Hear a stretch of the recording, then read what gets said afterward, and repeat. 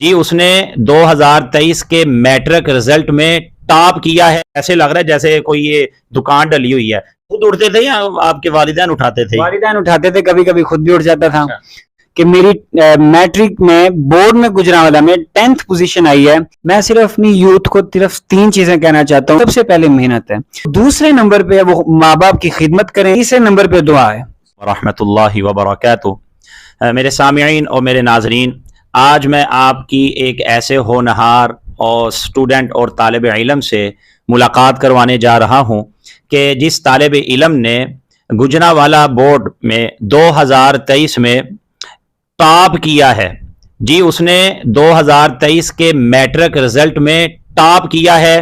سیالکوٹ شہر کی تحصیل ڈسکا میں اس بچے نے, جو سب سے مشہور و معروف ادارہ ہے گورنمنٹ ہائی اسکول ڈسکا, اس بچے نے اس اسکول میں ٹاپ کیا ہے اور فرسٹ پوزیشن حاصل کی ہے. اور اس بچے کی جو لسٹ ہے نمبروں والی وہ میرے سامنے موجود ہے.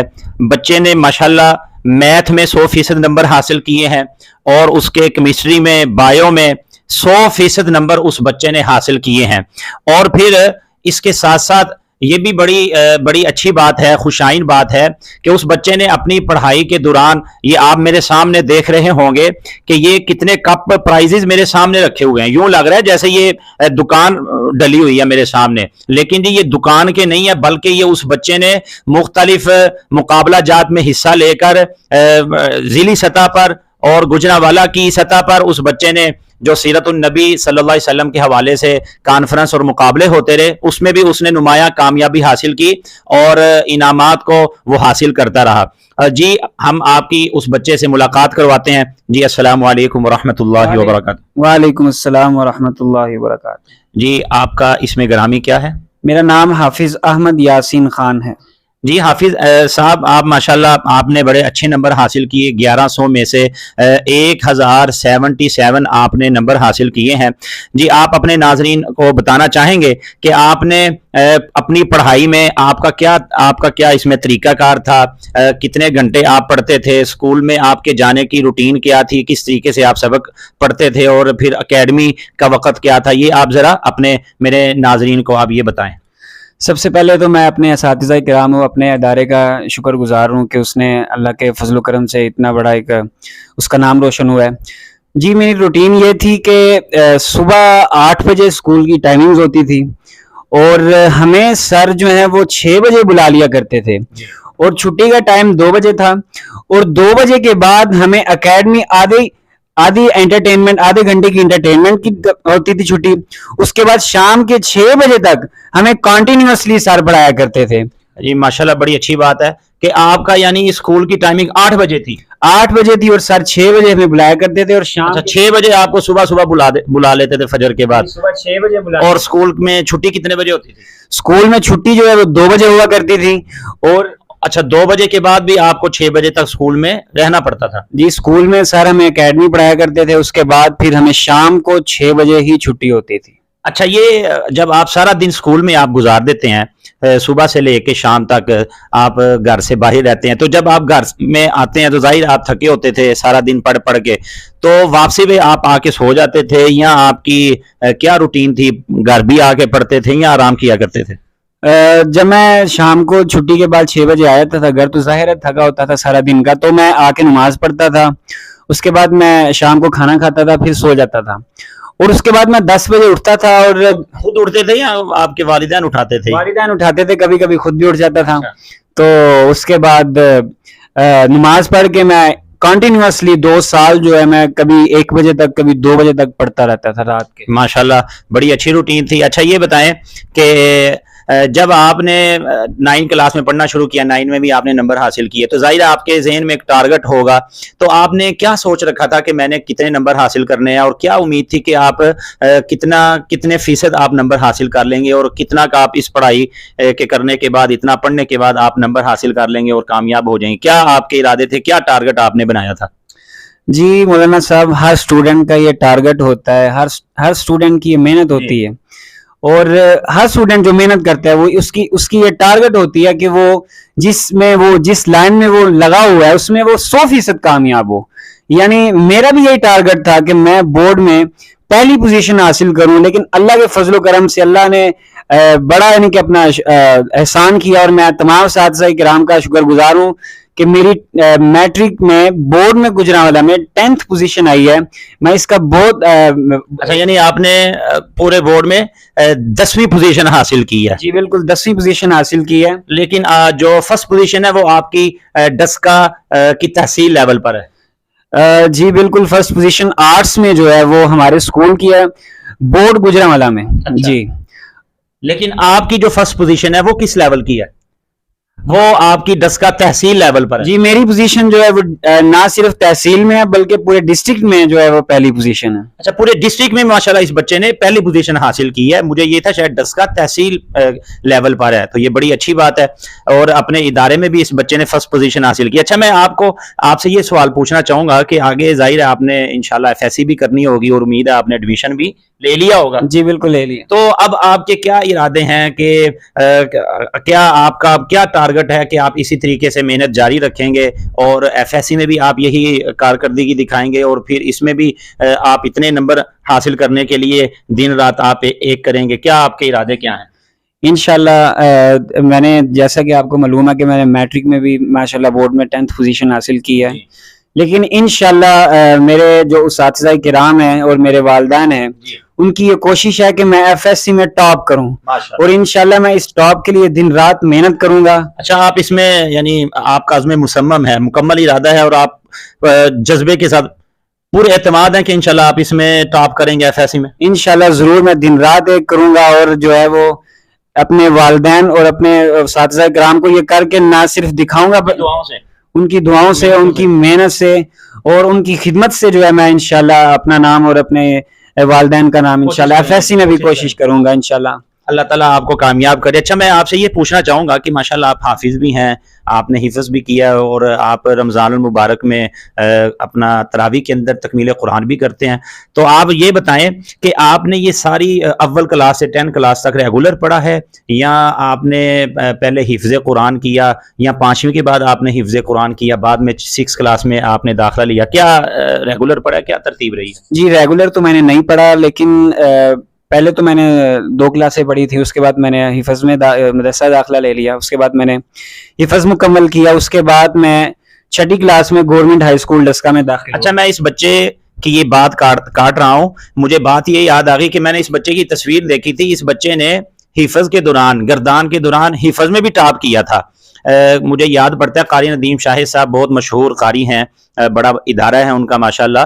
تو اس بچے نے حفظ قرآن میں بھی گجرانوالہ میں حصہ لیا تھا، تو اس بچے نے شاید وہاں بھی پوزیشن حاصل کی تھی. وہ کیا پوزیشن تھی، کیا مقابلہ تھا؟ جی وہ پہلے 10 سپاروں کا ہمارا گجرانوالہ ڈویژن لیول پہ مقابلہ ہوا تھا، تو الحمدللہ میں نے چیمبر آف کامرس میں وہ کمپٹیشن ہوا تھا، اور الحمدللہ اللہ کے فضل و کرم سے میں نے 2nd پوزیشن حاصل کی تھی ڈویژن لیول پہ. ماشاءاللہ قرآن مجید کے حفظ میں بھی اس بچے نے گجرانوالہ سطح پر 2nd پوزیشن حاصل کی ہے. تو آپ بتا رہے تھے آپ کی کیا ترتیب ہے ریگولر پڑھنے کی، کیسے رہی ترتیب؟ اس کے بعد میں نے 6ٹھی کلاس میں داخلہ لیا حفظ کے بعد، اور کنٹینیوسلی میں 5 سال جو میں نے گورنمنٹ ہائی اسکول جاتا رہا، اور الحمدللہ 5 سال کے بعد رزلٹ آیا، الحمدللہ اللہ نے کامیابی دی اور سر فخر سے بلند کیا.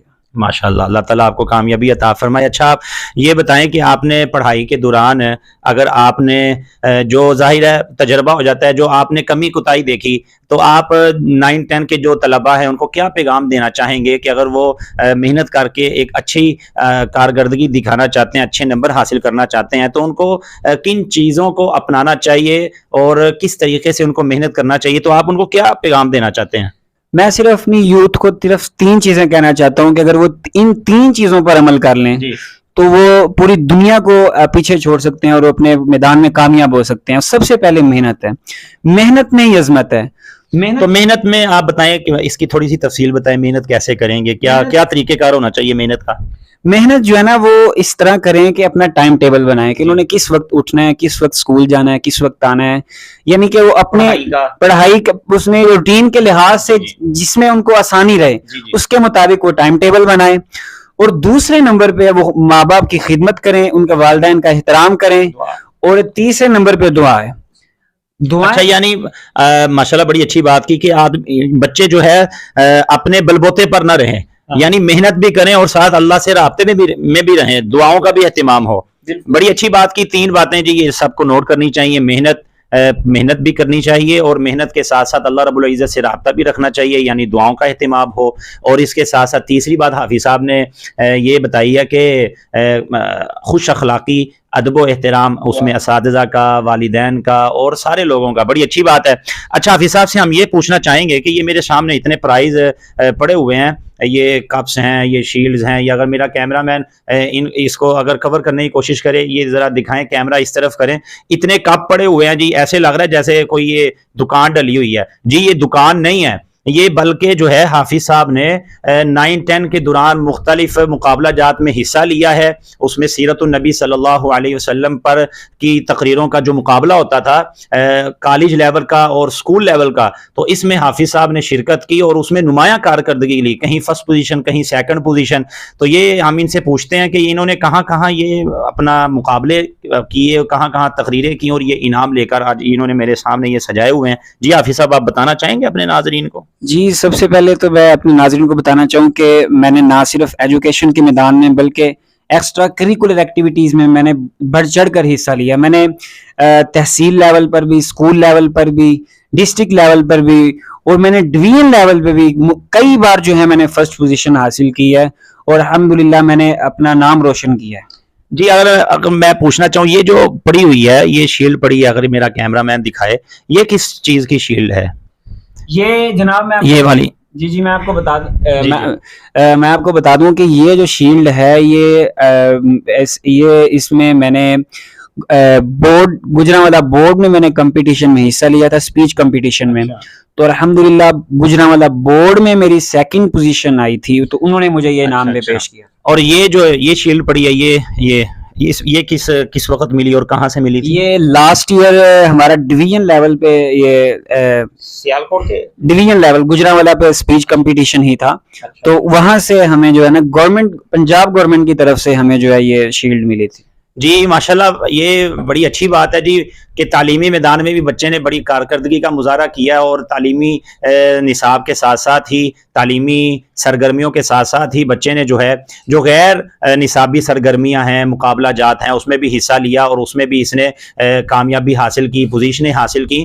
तो ये बड़ी अच्छी बात है। मैं अपने नाजरीन को पैगाम देना चाहूँगा, ख़ास तौर पर जो वालिदैन हैं, कि बच्चा माशाल्लाह हाफ़िज़ कुरान है ये, तो अक्सर वालिदैन जो है अपने बच्चों को हाफिज़ नहीं बनाते। तो मेरा पहला पैगाम ये है कि आप अपने बच्चों को हाफ़िज़ कुरान बनाएं। 5वीं क्लास के बाद आप बच्चों को हाफ़िज़ कुरान बनाएं, उनको जो है, ताकि ये जैसे हाफिज़ साहब ने, इनके वालिदैन ने इनसे करवाया, 5वीं के बाद इस बच्चे ने हिफ़्ज़ किया, फिर हिफ़्ज़ करने के बाद 3 साल हिफ़्ज़ में लगे, फिर 6ठी क्लास में इसने एडमिशन लिया। तो कोई बात नहीं, हिफ़्ज़ कुरान के बाद बच्चा टॉप कर रहा है माशाल्लाह। और दूसरी बात ये है कि मैं अपनी आला हुकाम तक ये पैगाम पहुंचाना चाहता हूं और आप सब तक भी, कि हमारे मुआशरे में, हमारे महल्ले में हम देखें कि जो इस तरह के ज़हीन बच्चे हैं, लायक बच्चे हैं, हमें चाहिए कि हम अपना बड़ा दिल करते हुए इनकी हौसला अफजाई करें, इनकी तारीफ़ करें और इनकी हौसला शिकनी ना करें, बल्कि इनके लिए ऐसे हम मौक़े तैयार करें कि ये आगे बढ़ें, पीछे ना हटें। और मैं गवर्नमेंट हुकाम तक ये पैगाम पहुँचाना चाहूँगा कि जो ऐसे बच्चे हैं, इतने लायक बच्चे हैं हमारे पाकिस्तान में, इन बच्चों को आगे बढ़ाना चाहिए, इनके साथ ताउन करना चाहिए, इन तक पहुंचना चाहिए, सबको पहुंचना चाहिए। जैसे ये हमारे हाफिज़ साहब हैं माशाल्लाह। ये आप अपना इलाका बताएंगे, कौन सा इलाका है?